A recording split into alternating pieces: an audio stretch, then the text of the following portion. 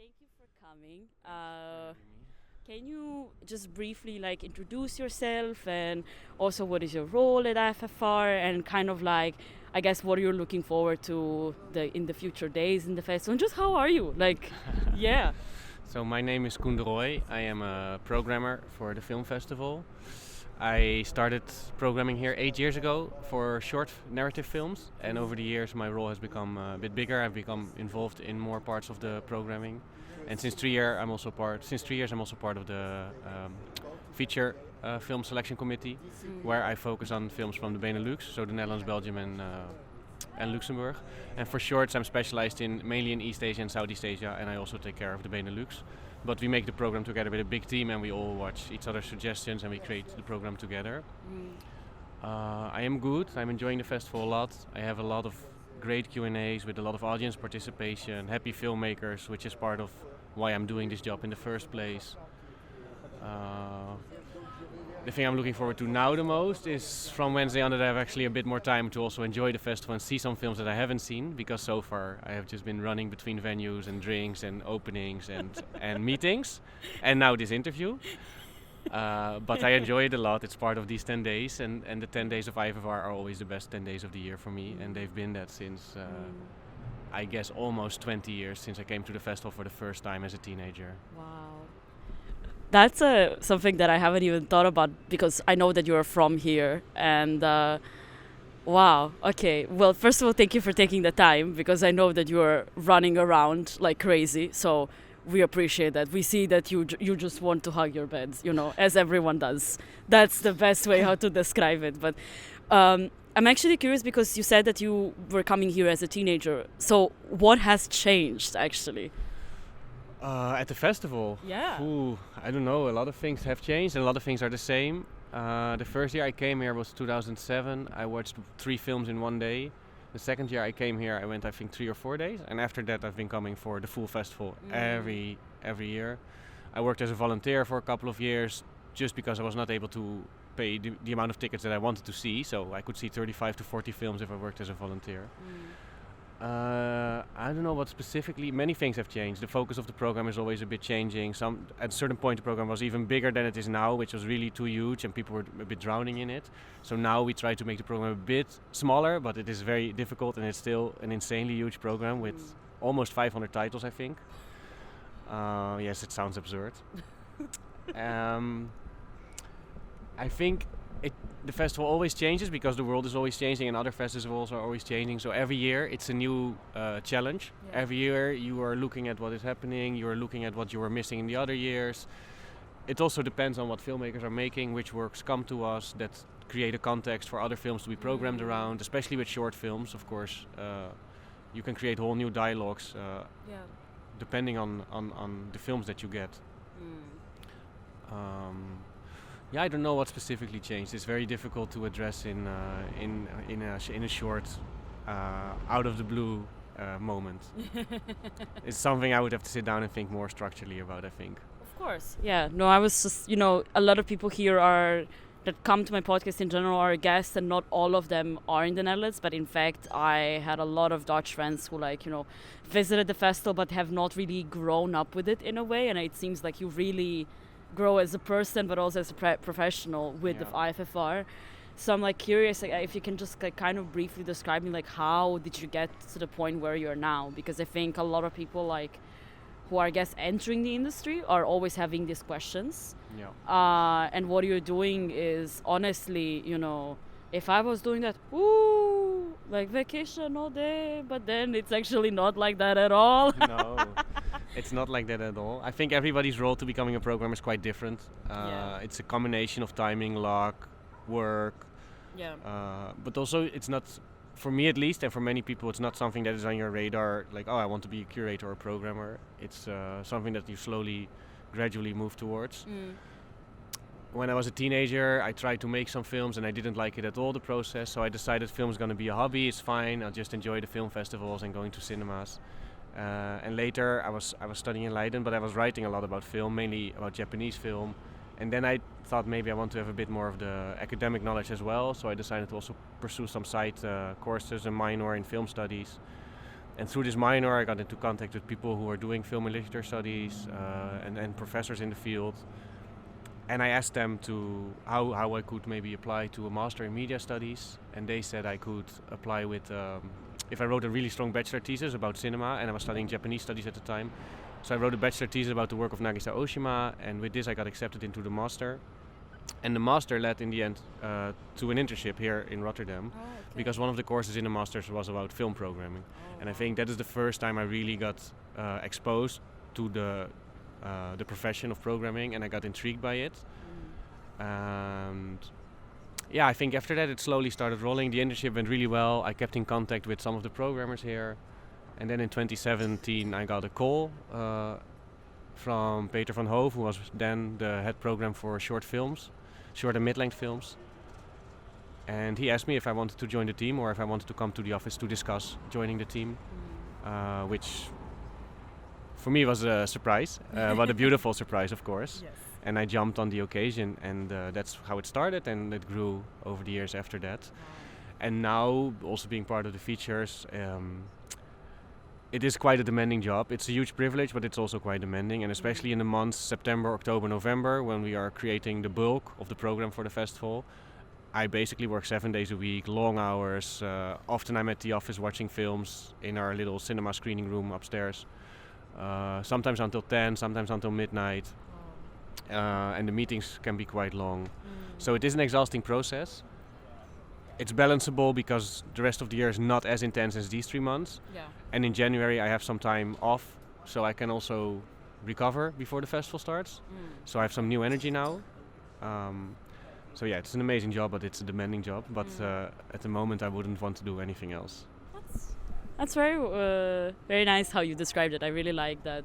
It had like a sense of flow, you know. It wasn't just like a straight path, you know. Like it had like a certain, I guess, not just flow, but almost like, yeah, not even structure, but it was more like, it wasn't, one-way streets. It was like many things that were led to that, because, I think it's often perception that it's like, it's like straightforward and you have to only do this, but it's a lot of multi-factors that are involved.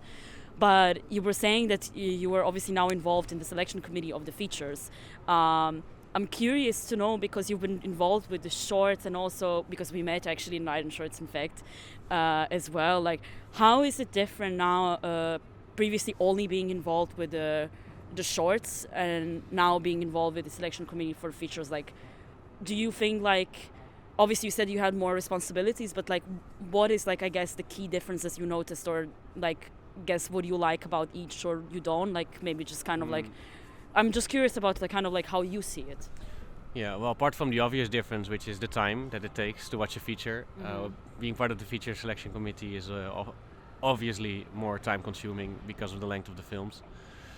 For me it was it's also an interesting way that it flowed, because when I came to the festival as a teenager and in my early 20s, I was watching mainly features. I was not super interested or exposed to short film as a format. So then when I started doing the internship and programming, I became very interested in short, and I actually discovered a whole new world of short film, of video art, experimental cinema that I was not really aware of that much, apart from very old stuff from the 20s and 30s. So it opened up a new world for me, and actually because in short there's less people involved often, there's less money involved, but there's also less pressure from producers, distributors, sales agents, whatever. There's a lot more freedom, and so the variety of work I see when I watch shorts for a whole day, for example, is a lot bigger than the variety I see when I watch a lot of features in a row. Okay. So in a way, that's one way that shorts give me a lot of different energies. And then also with shorts programming, you can curate programs with different shorts in them, which also allows me to be more creative in the way I program. With features, this sometimes is missing because every film is just one specific film to program, and there's less dialogue going on. Yeah. Of course, you program it in different sections of the festival and in competition, outside of competition, but it is a bit more straightforward in a way. Okay. So it was a nice challenge to join the feature team, and I like it a lot. I learn a lot of new things every year, and I get to watch a lot of stuff.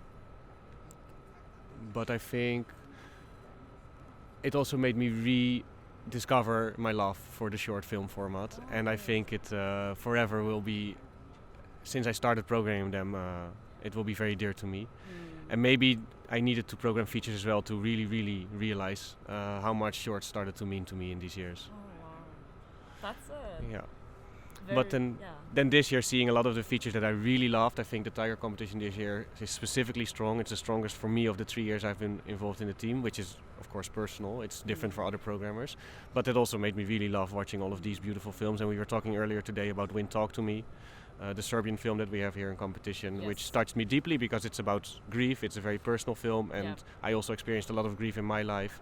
And this film moved me in a way that, that was just very special. And it's always nice that for us programmers, we always have our own films in the program, of course, that touched us in a way very deeply. And this is a very special part about programming. And then months after seeing the film, I get here to the festival, the director comes, I get to meet him, we get to talk about the film. These conversations mean a lot to me. And a few of them happen every year, I guess. 2 years ago, it was the same with Safe Place, this Croatian film. It was also very special. And then to meet the director here, we talked for half an hour about the process of grief. And these things make the festival very special for me. Thank you for being so open and actually saying that, because I mean coming from this region, for me it's very like, even just hearing it in my own language, it makes like 10 times difference. Like it's even more, it hits you more even when you understand it, because the way how you said it, it's not pretentious, and it's so wonderful that you just also express kind of like a similar, I guess, appreciation for that. Maybe that's why kind of you maybe like also the rest of the programming team resonated with that, I think. And also like I was curious because it's something that I've noticed, and I'm very happy that it's finally getting to that point, also specifically for shorts but also features as well. I finally see that more films from the Western or Balkanic states are finally being given the stories that are not solely associated with war and things that happen there, but are just more, I mean, also because of the filmmakers just trying to, actually be more experimental. But is that something that you also noticed as well, like in the last, I guess, couple of months working for the festival? Or like, you mentioned Safe Place. I mean, I also know the director, and like when it came out, it was, it changed the policies of the country, but also, like a lot of different things. But I'm curious to hear about your perspective, because it's something that I feel very honored that I'm here and seeing more of these kinds of stuff, because I wish that was happening before, but I guess there is time and place for everything. Yeah, I think it takes time. If a country goes, or multiple countries or a region go to a very tumultuous area, there is a period of suffering, there's a period of grief, and there's a period of processing. All these steps take a lot of time, and it makes a lot of sense that artists want to channel those feelings that are not just in them, but in their whole society and their group around them into their work.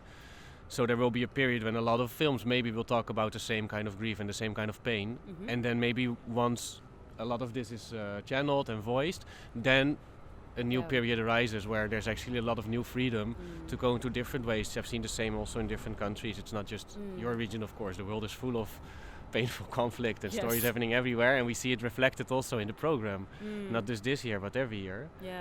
It's also part of why the programming sometimes is very intense, because we watch a lot of films that deal with conflict, that deal with situations that are just in real life unbearable, and maybe film makes them a little bit more bearable. But it's still also very emotional work.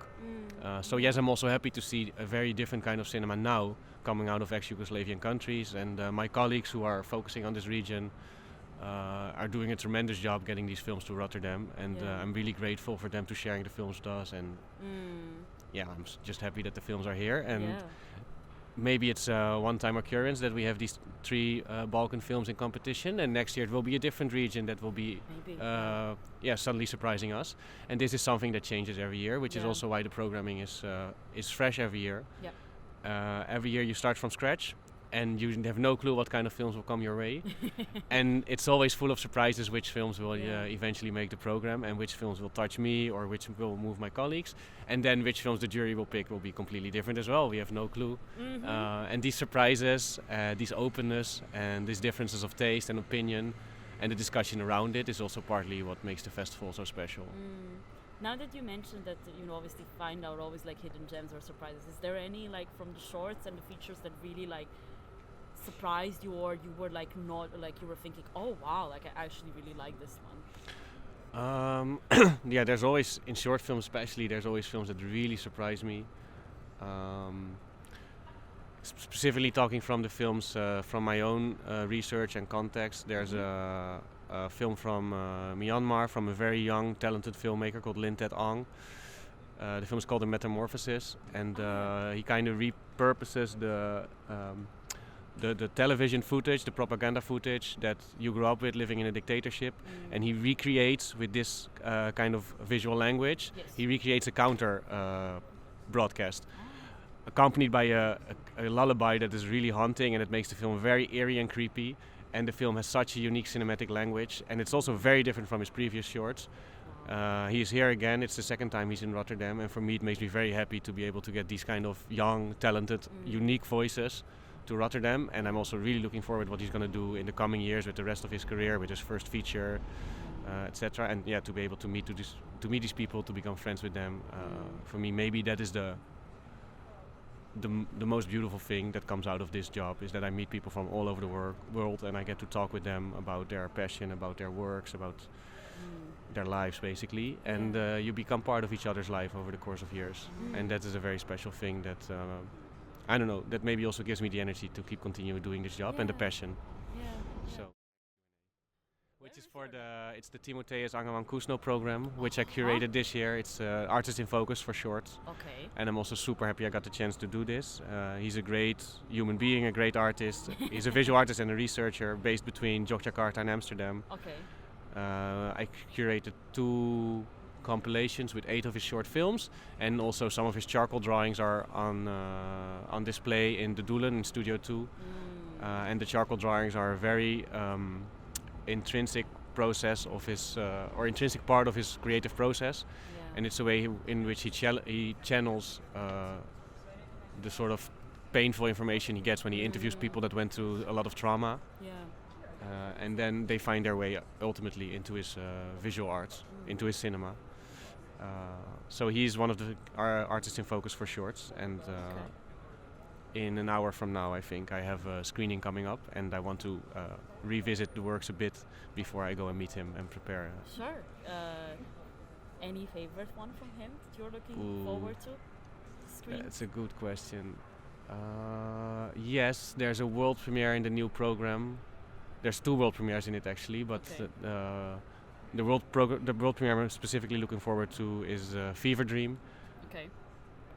Which is a beautiful kind of abstract short, and it has music from one of my favorite Indonesian musicians, the guy behind the band Senyawa, or one of the 2 guys. Really? And it makes the film really, it gives the film a certain rhythm and sort of energy. Wow. But this will be my first time seeing it in the cinema with the music, so it will come alive in a new way, and I'm looking forward to experiencing this. Okay. Now you definitely made me intrigued to maybe come. You should join. Yes. The screening starts at 2:15. Okay. So if you have time. Maybe I will. It's in Where? Kino. In what cinema is Kino it? 3. Kino 3. Okay. I will ask. And definitely. Is he here? Yes, he's here. Amazing. If we had more time, I would definitely ask you a bit more about, actually like the work, and how did you, like, why specifically, I guess, him? Like, maybe if you can just like choose, because there's so many. Yeah, well, partly because he had a lot of new films, partly because he's not been very exposed yet. And then when I saw the new films, I asked him to send me his older work as well, because I was really interested in. Last year we screened already 1 film by him. That was the first time he was at the festival. Now with the 2 new works and 2 new installations and some other new things, I was just wondering about the rest of his films, and then when I saw them, they made so much sense to screen together, much more than actually screening them together with other shorts, because there's a lot of connections between the films, and performers, characters, things return in the films. Okay. He works a lot with archival footage, a lot with anecdotes and interviews from people, and I just felt there was a very strong program in there, so I proposed it to Vanya, and she agreed, and then we went ahead with it, and I'm super happy that it came together like this, and Timotheus is also a lovely person to work together with. It was a pleasure to brainstorm with him on the program, and to kind of shape it, and to write about his work. So yeah, I'm just happy how it came together, and I Nice. think it was the right timing also for him to be in focus here at the festival. Great. Wow, that's. I mean, I feel like I have like so many things that I could like discuss with you right now, but I mean I am being mindful.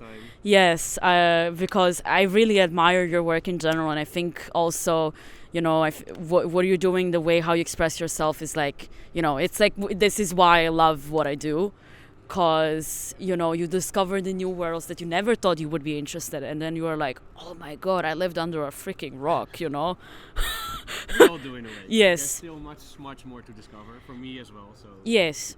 we all live under some rocks. Of course. I guess to kind of wrap it up, I guess my last question is like, what would you say to yourself, like when you were like, I guess like 16 from now, like kind of like, what would you like that you heard then and now you know?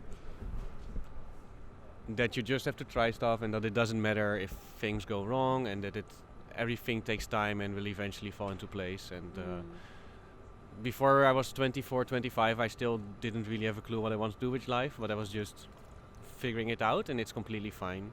So don't stress, and take your time, and just slowly figure out what you enjoy and what you don't enjoy, and don't be afraid to make mistakes. Anything you would like to add? No, that's good. I'm good. Thank you so much for agreeing to do this. I feel actually very happy that you agreed, because I know time is limited, but even if you have very little time, it's always even that worth it than having not at all. So I really appreciate that you actually agreed to meet me and see you possibly at the screening. Yes. Yes. Thank you for